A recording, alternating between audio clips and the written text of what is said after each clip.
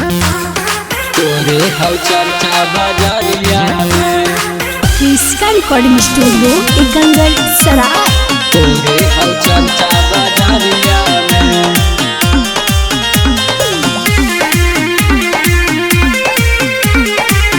Presented by इसका films.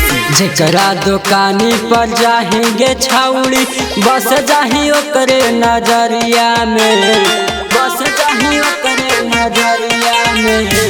जेकरा दुकानी पर जाहिगे छाउड़ी बस जाही ओकरे नजरिया में। मार्केट में हिट तू होनी गे छाउड़ी तोरे हौ चर्चा बजरिया में। मार्केट में हिट तू होनी गे छाउड़ी तोरे हौ चर्चा बजरिया में। तोरे हौ चर्चा बजरिया में। तोरे हौ चर्चा बजरिया में।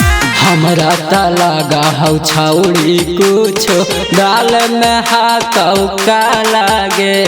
बड़ी बड़ाई त कर हाल मोबाइलवा दुकानवा लागे। मोबाइलवा दुकानवा लागे। हमरा त लगा हौ छाउड़ी कुछो दाल में हाकौ का लागे। बड़ी बड़ाई त कर हाल मोबाइलवा दुकानवा लागे। निमन निमन के पागल तू कैनी छौड़ी गे नान्हे उमरिया में। मार्केट में हिट तू होनी गे छौड़ी तोरे हौ चर्चा बजरिया में। मार्केट में हिट तू होनी गे छौड़ी तोरे हौ चर्चा बजरिया में। तोरे हौ चर्चा बजरिया में।